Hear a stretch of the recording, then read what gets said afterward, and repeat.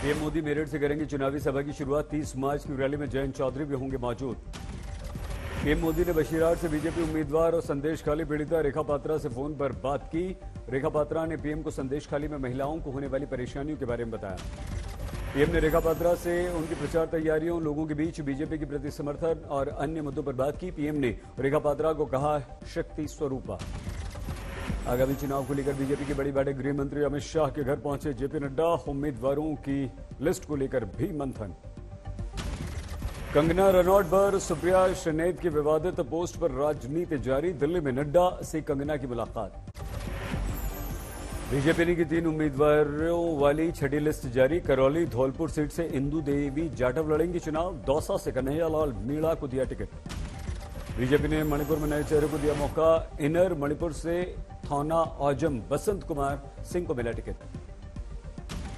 BJP नेता अनिल बलूनी ने आज पौड़ी गढ़वाल से भरा लोकसभा का पर्चा। नामांकन से पहले किया जबरदस्त रोड शो। कर्नाटक से बीजेपी के बागी नेता ईश्वरप्पा 12 अप्रैल को शिमोगा से भरेंगे पर्चा, लड़ेंगे निर्दलीय चुनाव। पुणे में महायुति गठबंधन के उम्मीदवारों के नाम 28 मार्च को होंगे घोषित। अजीत पवार ने दी जानकारी। कांग्रेस केंद्रीय चुनाव समिति की कल दिल्ली में बैठक। लोकसभा चुनाव के लिए उम्मीदवारों पर होगी चर्चा। बीजेपी की 6 प्रत्याशियों की घोषणा के बाद लाहौल स्पीति में पूर्व मंत्री रामलाल मारकंडा ने की बगावत। मारकंडा का ऐलान, हर हाल में लड़ेंगे चुनाव। बीजेपी ने रवि ठाकुर को बनाया लाहौल स्पीति से प्रत्याशी। पंजाब में बीजेपी का अकेले चुनाव लड़ने का ऐलान। अकाली दल के साथ नहीं बनी बात। सीटों पर सभी 13 सीटों पर उतारेंगे उम्मीदवार। कांग्रेस के रवनीत सिंह बिट्टू बीजेपी में हुए शामिल। अधीर रंजन चौधरी ने बीजेपी रंग किया। वरुण गांधी को ऑफर दिया, कहा गांधी परिवार के होने के कारण कटा आपका टिकट, आ जाइए कांग्रेस में। गुजरात में 2 लोकसभा सीटों पर ओवैसी की पार्टी उतारेगी उम्मीदवार। गांधीनगर और भरूच से एआईएमआईएम लड़ेगी चुनाव। सीएम केजरीवाल की गिरफ्तारी के विरुद्ध दायर याचिका पर कल हाईकोर्ट में होगी सुनवाई। केजरीवाल की गिरफ्तारी के विरोध में आपका प्रदर्शन लगातार जारी, तो दूसरी तरफ ईडी जेल से केजरीवाल के जारी आदेश पर बीजेपी मांग रही है केजरीवाल का इस्तीफा। बीजेपी के इस्तीफे की मांग पर मंत्री गोपाल राय बोले, केजरीवाल नहीं देंगे इस्तीफा, जेल से चलेगी सरकार।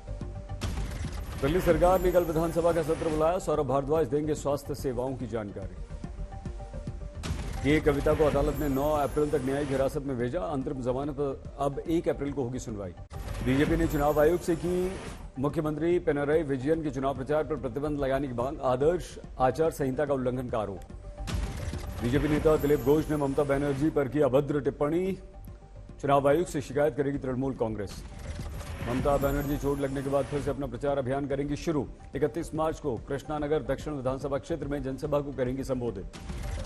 मेडिकल प्रवेश परीक्षा CUET UG में आवेदन की अंतिम तिथि 31 मार्च तक बढ़ा दी गई।